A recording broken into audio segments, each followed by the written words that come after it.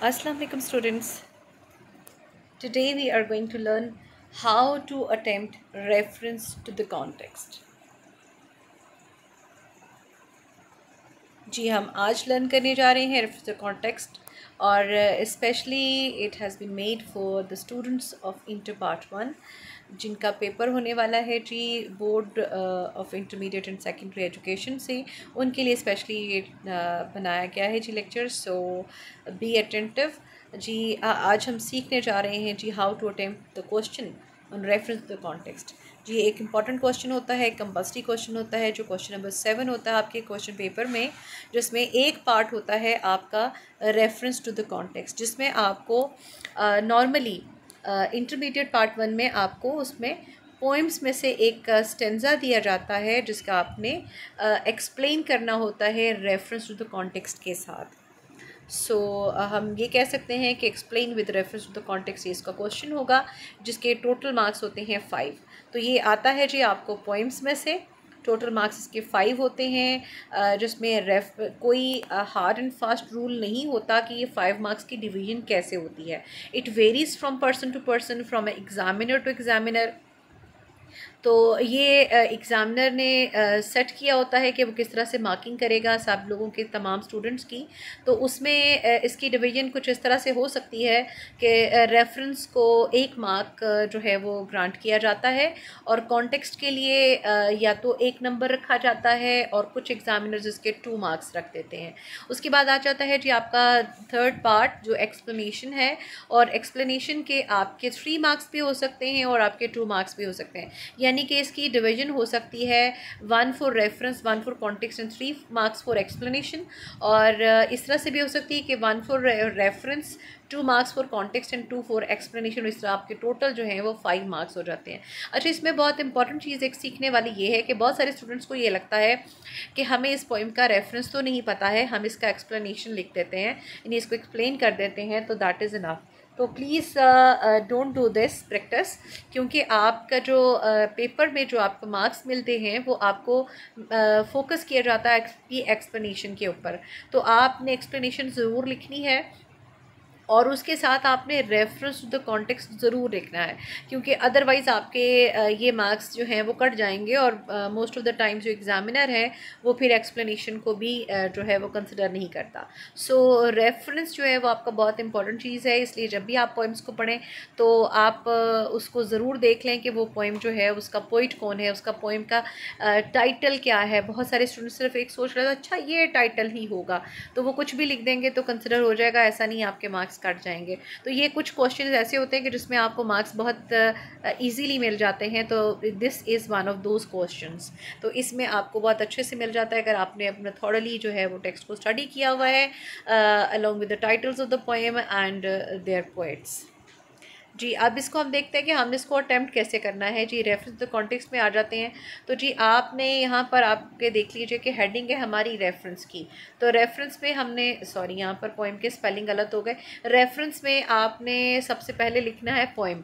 तो पोइम में आपने पोइम का टाइटल लिख देना है, पोइम का नाम लिख देना है, तो यानी कि जो आपका टॉपिक है यानी आप उसको बताएंगे। फॉर एग्जांपल आपकी फ़र्स्ट पोइम है द रेन है, फिर आपकी नाइट मेल है, तो किसी पोइम का नाम सिंधी वुमन है। तो इस तरह से जो है वो आप पोइम का नाम लिखेंगे और सिंपल आप सिर्फ पोइम का नाम भी लिख देंगे तो दैट इज़ ओके। और इसी तरह आपसे सिर्फ पोइट का नाम लिखना है, आपके पोइट कौन है, क्या वो जो आपका पोइट है आप उसमें विलियम जो है वो आपका लिखा है विलियम वर्ड्सवर्थ है, आप सिंपल वर्ड्सवर्थ भी लिख देते हैं, that is okay. Jalaluddin Rumi है, आप रूमी लिख देते हैं। अल्लामा इकबाल है, आप अल्लामा इकबाल लिख देते हैं। मतलब इस तरह से आप लिख सकते हैं। बहुत सारे स्टूडेंट्स को ये लगता है कि शायद अगर हम ये लिखेंगे these lines have been taken from और this stanza has been taken, तो उसमें बहुत सारे आपकी ग्रामेटिकल मिस्टेक्स हो सकती हैं। तो ये बात जहन में रखिए कि जहाँ पर आपकी एक मिस्टेक भी होती है आपका 1 नंबर कट जाता है एज़ पर रूल्स। तो आप कोशिश कीजिए कि आप वो चीज़ ही ना लिखें जिसमें कोई कन्फ्यूजन आ जाए या कोई आपको किसी किस्म का भी कोई प्रॉब्लम फेस करना पड़े, या उसमें उसमें कोई अननोइंगली आप कोई स्पेलिंग मिस्टेक कर दें या ग्रामेटिकल मिस्टेक हो जाए, यानी आपने हैज़ लगाना था आप हैव लगा दिया, आप हैव लगाना था हैज़ लगा दिया, तो आपको मार्क्स सिर्फ मिलने हैं पोइम के नाम के और पोइट के नाम के। तो उसमें आप अगर बहुत लंबा चौड़ा सेंटेंस नहीं भी लिखेंगे तो कोई बात नहीं है, आपको मार्क्स इसके मिल जाएंगे। आप सिंपल पोइम का नाम और पोइट का नाम लिखेंगे, ठीक है, तो इससे आपको क्लियर हो जाएगा, यानी आपको यहाँ पर पूरा एक नंबर मिल जाएगा इफ़ इट इज़ करेक्ट। और अगर आपने इसमें लंबे चौड़े सेंटेंसेस लिखते हैं, अनलेस एंड अनटिल कि यू आर कॉन्फिडेंट इनफ कि आप जो लिख रहे हैं वो बिल्कुल ठीक है, तो फिर तो ठीक है, अदरवाइज़ आपके मार्क्स कट सकेंगे। ओके, और उसके बाद आ जाते हैं जी कॉन्टेक्स्ट। कॉन्टेक्स्ट क्या होता है जी? कॉन्टेक्स्ट होता है आपका थीम ऑफ द पोइम। जिस तरह आप उर्दू में अगर जाते हैं तो आपको कहा जाता है जी तशरीह करें सियाक़ो सबाक़ के हवाले से, तो जो सियाक़ो सबाक़ होता है जब उसको इंग्लिश में आते हैं तो दैट इज़ कॉल्ड कॉन्टेक्स्ट। तो ये जो कॉन्टेक्स्ट होता है ये होता है कि जी वो जो पोइम होती है आपने उसका पूरा ऑन द होल एक जायज़ा लिखना होता है।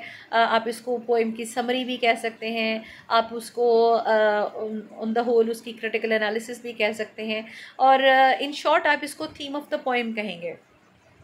तो आपके टेक्स्ट बुक में जो आपके थीम्स दिए हुए हैं आप इसमें वो कॉन्टेक्स्ट में वो थीम एज इट इज़ भी लिख सकते हैं, आप उसको सिंपल वर्ड्स में खुद अपने से बना सकते हैं।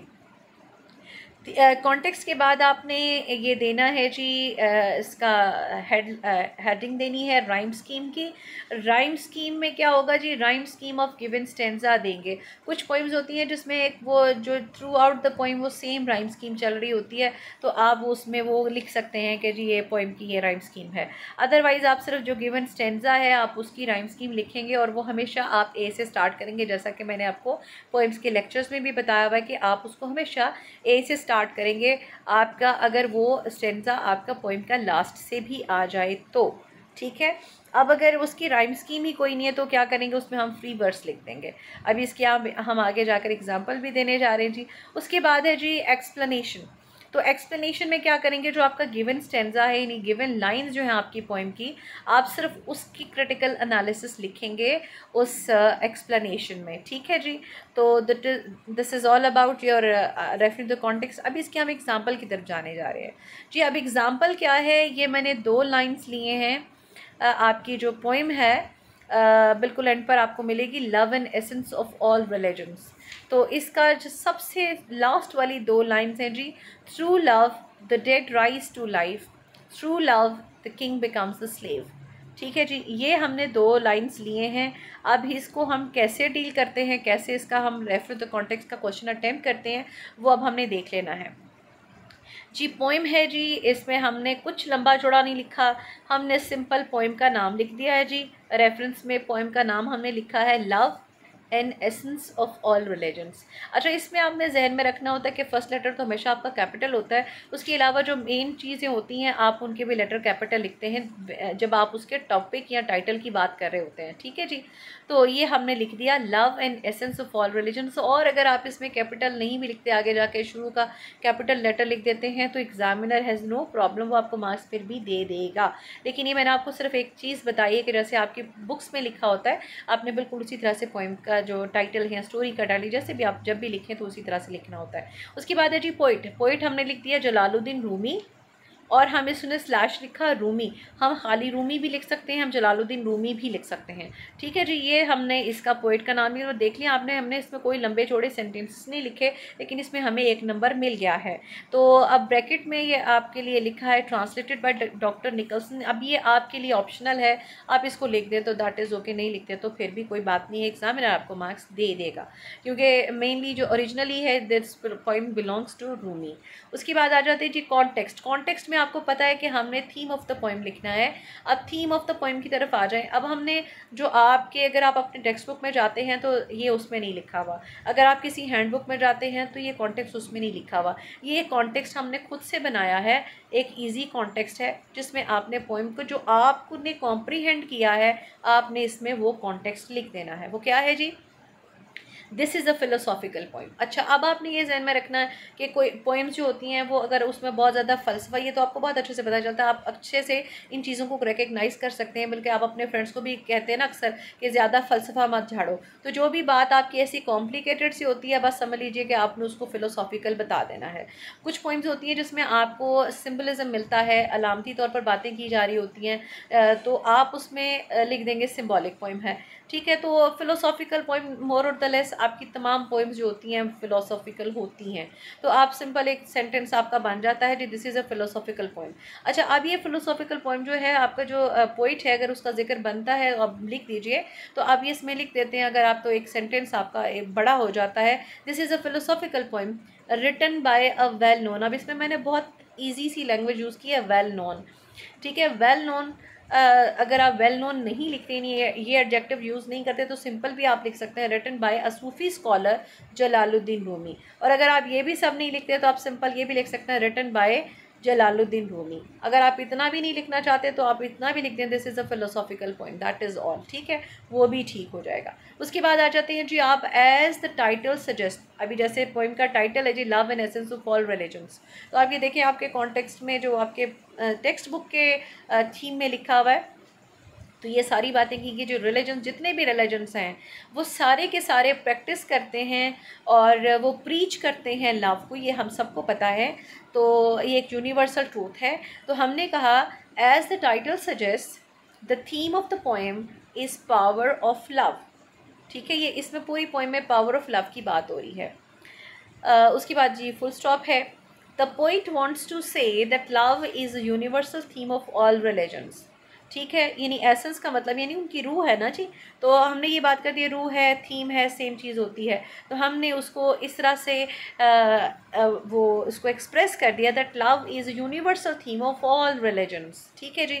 ये हमने बात कर दी। It is so powerful that it can change bad into good, vicious into virtuous, rude into humble. अब जितने भी हमें पोइम में जो चीज़ें बताई हैं पोइट ने, हमने उसको अपने वर्ड्स में इन 3 चीज़ों के साथ बयान कर दिया। यानी कि बुरा है तो अच्छा बन जाएगा, ख़राब है तो ठीक हो जाएगा, रूड है तो वो हम्बल हो जाएगा। यानी कि हमने ये कुछ चीज़ें आप इसमें ऐड भी कर सकते हैं, आप इसको चेंज भी कर सकते हैं। अब बस this is up to you कि आप इसमें कौन कौन सी क्वालिटीज़ को इसमें लव की बता सकते हैं। आपने पोइम पढ़ी हुई है, डेफिनेटली आप उसको बता सकते हैं अच्छे से। उसके बाद है जी love makes life easier and pleasant. जी ये चीज़ हमने कि जब लव आ जाता है तो फिर किसी भी चीज़ का, आपको किसी भी गलत बात का या किसी भी रॉन्ग डूइंग्स का किसी दूसरे के करने की वजह से, यानी वो आपको ये किसी भी तकलीफ़ का, परेशानी का एहसास नहीं रहता। आपकी लाइफ जो होती है that becomes life easier and pleasant. तो ये हमारा कॉन्टेक्स्ट हो गया। जब ये जितना भी हमने कॉन्टेक्स्ट लिखा है, जब हम इसको पेपर में भी लिखेंगे तो ये हमारा 3 to 4 लाइन्स में ईजीली आ जाएगा। तो ये दैट इज़ इनफ, ठीक है जी। उसके बाद नेक्स्ट हम आ जाते हैं, नेक्स्ट है जी हमारी slide rhyme scheme. Rhyme scheme जो है ये भी हमारे कॉन्टेक्स्ट का ही पार्ट होता है, इसको हम दोनों का पार्ट बना सकते हैं कि अगर हम राइम स्कीम में सिर्फ गिवन स्टेंजा का बात करते हैं तो that is the part of the explanation, और अगर हम इसमें पूरी पोइम की राइम स्कीम बता देते हैं तो that is the part of the context. तो इसके आपको एक अच्छा इंप्रेशन आता है एग्जामिनर के ऊपर, उसको पता चलता है कि अच्छा आपको राइम स्कीम भी पता है। तो राइम स्कीम ये जो अभी हमें गिवन स्टेंजा जो अभी हमने 2 लाइन्स किए हैं, 2 वर्सेस जो हमने किए हैं, तो इसमें कोई राइम स्कीम नहीं है। नॉर्मली इस पोइम के अंदर ही कोई राइम स्कीम नहीं है। तो ये जो पोइम है हमने इस पर लिख दिया है फ्री वर्स पोइम। अगर इस पर राइम स्कीम होती कोई ABCD जो भी होता वो हम इसमें लिख देते, जैसा कि हमने अपने लेक्चर्स में किया हुआ है। उसके बाद आ जाता है जिसका एक्सप्लेनेशन नेक्स्ट पार्ट है जी, जिसमें हमने लिखा in these lines the poet explains the power of love in the most powerful examples. उसकी एग्जाम्पल्स वो देता है इस पावर ऑफ लव को शो करेंगे। लेकिन उसने एक चीज़ बता दी है कि लव जो है वो एसेंस ऑफ ऑल रिलीजन्स है। अब उसने लव कितना पावरफुल है, कितना वो उसको उसका इम्पैक्ट कितना स्ट्रॉन्ग है, उसको बताने के लिए उसने सारे पोएम में हमें एग्जाम्पल्स दी हैं। लव से ये भी हो सकता है, ये भी हो सकता है, ये भी हो सकता है, यानी उसने लव के इफ़ेक्ट्स और लव के जो इम्पैक्ट्स हैं उसने उसको बताया है। तो यहाँ पर उसने एग्जाम्पल्स दी हैं। तो अब इसमें हमने बात की है जी this is the maximum effective result और इफेक्टिव इम्पैक्ट ऑफ लव।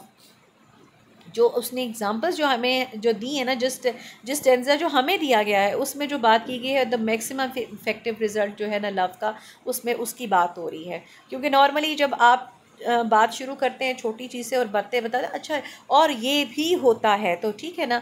तो ये चीज़ आप हमेशा एंड पर बयान करते हैं जिसमें बड़ी बात की जा रही थी, तो यहाँ पर भी बड़ी बात जो है या तो वो शुरू में की जाती है या वो एंड पे की जाती है। नॉर्मली उसको एंड पर लेके जाया जाता है ताकि इम्पैक्ट स्ट्रॉन्ग हो सके।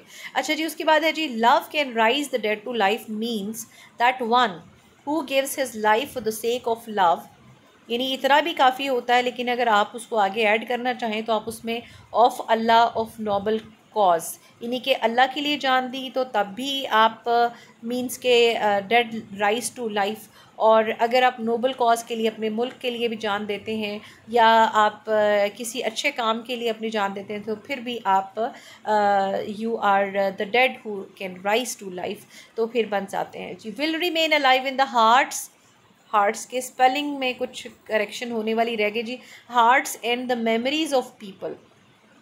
तो क्या होगा कि जो अपनी जान देता है for the sake of love will remain alive in the hearts and the memories of people. और ये आप सबको पता है, बहुत अच्छे से पता है कि जो आपके मुल्क के लिए जान देता है, जो आपके दीन के लिए जान देता है, वो आपका हीरो बन जाता है, वो आपके जहन में रहता है और वो हमेशा ज़िंदा रहता है। It also relates to the concept of life about life of the martyrs is told in the Quran.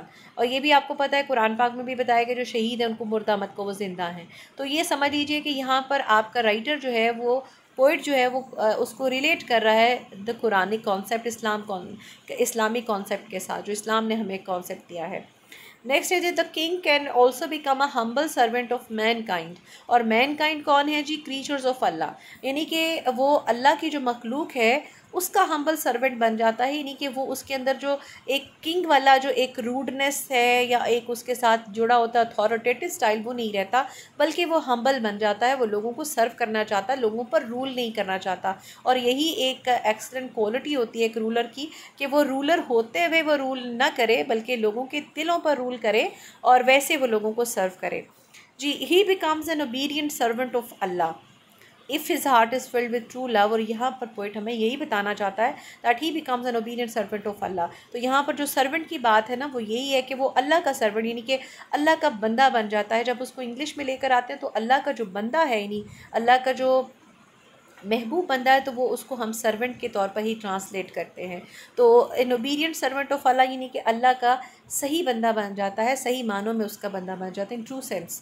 तो if his heart is filled with true love, यानी अगर उसके दिल में हार्ट। तो अब ये देख लीजिए कि हमने 2 लाइन्स हैं जिसको हमने बहुत अच्छे तरीके से जो है वो उसको एक्सप्लेन कर दिया है with reference to the context, ताकि हमारे 5 में से मैक्सिमम 4 मार्क्स ज़रूर आ सकें। और समटाइम्स होता है कि हमारा एक्सप्रेशन इतना स्ट्रॉन्ग होता है और उसमें कोई गलती नहीं होती, तो एग्ज़ामिनर हमें 5 में से 5 मार्क्स भी दे सकता है।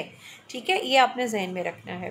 बट नॉर्मली जो है वो 4 मार्क्स आ जाते हैं, देयर इज़ नो मिस्टेक। लेकिन अगर कोई मिस्टेक हो और अच्छा बहुत लिखा हुआ है तो फिर आपको 3 मार्क्स मिल सकते हैं। तो आप कोशिश कीजिए कि आप इतना अच्छा लिखें कि आपको 5 में से 5 नहीं तो 4 तो ज़रूर मिल जाए। So this is all about your lecture. Thank you and Allah Hafiz.